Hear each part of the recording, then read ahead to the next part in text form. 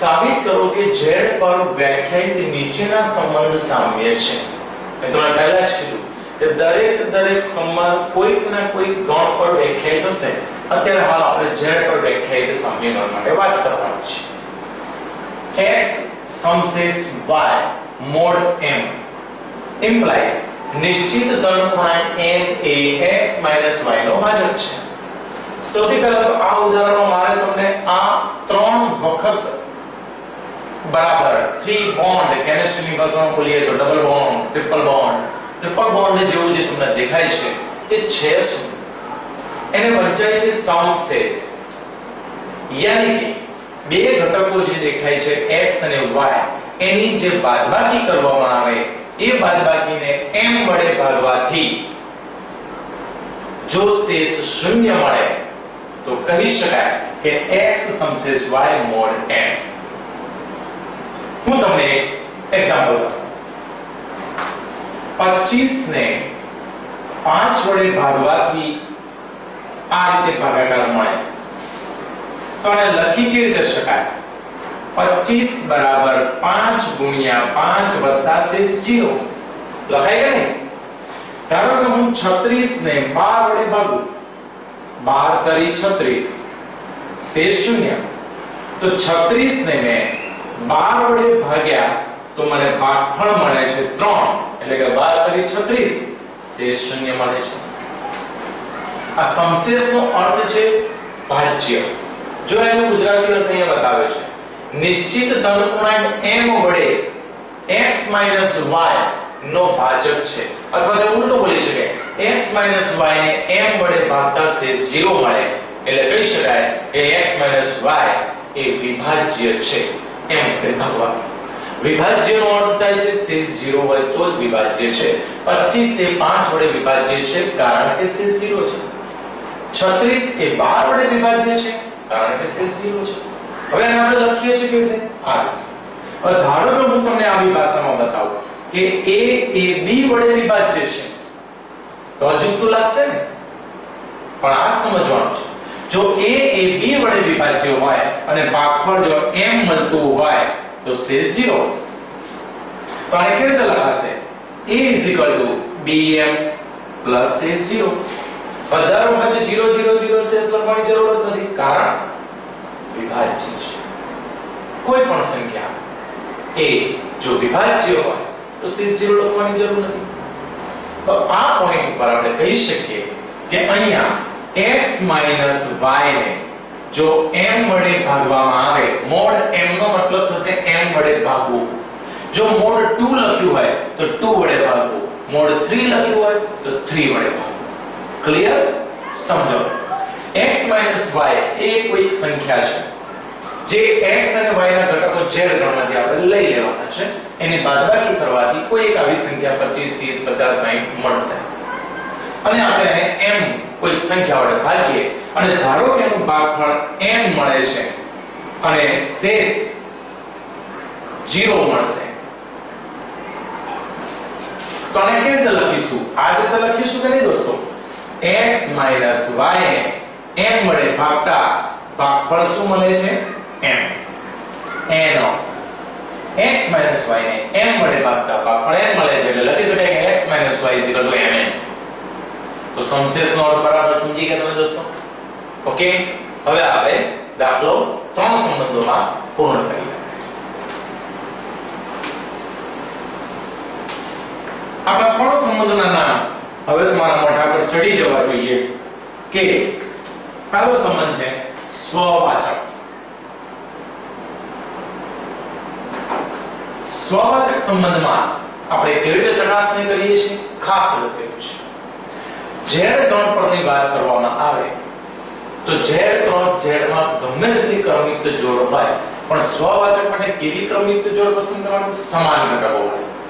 તો માનો કે આપણે સમાન ઘટકો વાળી કોઈ ક્રમયુક્ત જોડ લઈ લઈએ અને એ ક્રમયુક્ત જોડ આપણે લઈએ a. ઓકે. એ ક્રમયુક્ત જોડ ધારો કે ગણ s માં હોઈ શકે તો મારે ચેક કરવું છે. તો ચેક આ રીતે થશે a minus a is equal to 0 0 a m વડે વિભાજ્ય છે. શૂન્ય એ કોઈ પણ વાસ્તવિક સંખ્યા વડે વિભાજ્ય હોય જ છે. માટે કહી શકાય કે કોઈ પણ ઘટકો લઈ શકો z માંથી 1 1 2 2 3 3 -1 -1 -3 -3 કોઈ પણ ઘટક, પણ એની બાદબાકીનો જવાબ હંમેશા શું થશે? શૂન્ય. અને શૂન્ય થશે માટે શૂન્ય કોઈ પણ વાસ્તવિક સંખ્યા, અહીંયા તો m વડે વિભાજ્ય છે, પરંતુ કોઈ પણ વાસ્તવિક સંખ્યા વડે વિભાજ્ય છે. માટે કહી શકાય કે a belongs to s. Right, મેં અહીંયા રાઈટ કર્યું, એનો મતલબ કે a ઘટક s ગણ નો ઘટક છે, યાની કે સંબંધનું પાલન કરે છે, માટે સ્વવાચક છે. અહીંયા છેલ્લે હું લખી દઉં છું હા, યાની કે સ્વવાચક સંબંધ ધરાવે છે. નેક્સ્ટ, સંમિત સંબંધ. સંમિત સંબંધ માટે મારે શું પ્રૂવ કરવાનું છે દોસ્તો? બરાબર સમજી લો. બે ઘટક લેવાના a અને b belongs to s, તો ઇમ્પ્લાઇઝ મારે પ્રૂવ કરવાનું છે ba belongs to s હોય પ્રશ્નાર્થ. ab belongs to s તો છે જ, તો ba belongs to s હોય. જો પ્રશ્નાર્થનો જવાબ યસ તો સંમિત સંબંધ છે, નો સંમિત સંબંધ નથી. ચાલો આપણે સૌથી પહેલા આની વાત કરીએ તો a b બે ઘટકો આપણે z ગણની અંદર આ બધા ઘટક લઈએ છીએ, a b c d f g બધા ઘટક લઈએ છીએ. એમાં બે ઘટક a b ને જો હું n વડે ભાગું તો મને ભાગફળ ધારો કે n મળે છે. આ ભાગફળ n એ z ગણમાં સમાવેશ કરે છે. ઓકે, તો શું b a ને હું m વડે ભાગું તો શું જવાબ આવે? વિચાર કરો. a b ને m વડે ભાગું તો n જવાબ મળે, એટલે કે ભાગફળ. હવે ઉલટું a b ની જગ્યાએ b a કરો તો મને ભાગફળનો જવાબ શું મળશે? -n મળશે. અને -n belongs to z. તમે સમજી શકો છો. તો મેં ab belongs to s એવી એક જોડ પસંદ કરી કે જે વિભાજ્ય છે m વડે. તો શું ઉલટું ba એટલે કે b a પણ m વડે વિભાજ્ય છે? યસ. તો આખરે કહી શકાય કે સંમિત સંબંધ છે હા. હવે ત્રીજો સંબંધ આપણે સ્થાપિત કરવો છે, પારંપરિક.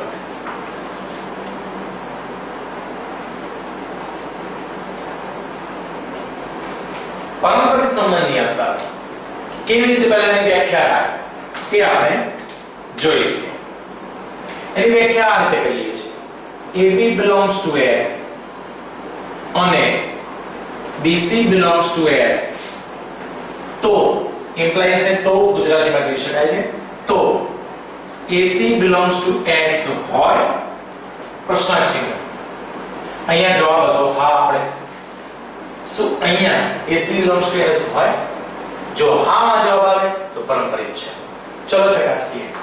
AB belongs to S એ જો આ સંશ્લેષ સંબંધનું પાલન કરતું હોય તો આને આ રીતે લખી શકાય: a b એને હું m વડે ભાગું તો મને k નામનું ભાગફળ મળે છે જે ગણ z માં સમાવેશ કરે છે. હું મારે સ્વીકારવાનું છે. અને b c એને પણ m વડે ભાગવામાં આવે b c ને પણ, તો મને t ભાગફળ તરીકે મળે છે. એટલે હું લઈ શકું છું b c mt. તો હવે જોજો a b plus b c is equal to mk plus mt. મેં બંનેનો સરવાળો કરી દીધો કારણ કે આ બે જોડ ઉપરથી જ મને આ AC belongs to S જોડ ચકાસવાની છે. એટલે કે A સમશેષ C mod m શક્ય છે એ મારે ચકાસવાનું છે. તો b કેન્સલ, મને a c મળી ગયું. એને હું m વડે ભાગી શકું છું તો કોમન નીકળશે m k plus t. તો જો k belongs to 0 t belongs to 0 તો obviously k plus t belongs to z પણ હોય જ. એટલે પ્રૂવ થઈ ગયું કે આ બંને ઉપરથી બંનેનો સરવાળો કર્યો તો મને a - c મળે છે. a - c ને m વડે ભાગું છું તો ભાગફળ મળે છે k + t. k જો z માં હોય, t પણ z માં હોય તો કહી શકાય કે k + t પણ z માં હોય. તો થઈ ગયું સારું. તો આનો આન્સર આવશે હોય. ખરું માટે જવાબ આવશે હા.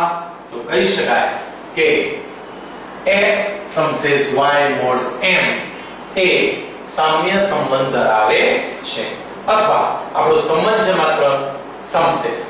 તો સમશેષ એ ગણ z પર સામ્ય સંબંધ ધરાવે છે. ક્લિયર? તો આ જ પ્રકારનું એક્ઝામ્પલ છે ઉદાહરણ નંબર 10 જોઈએ.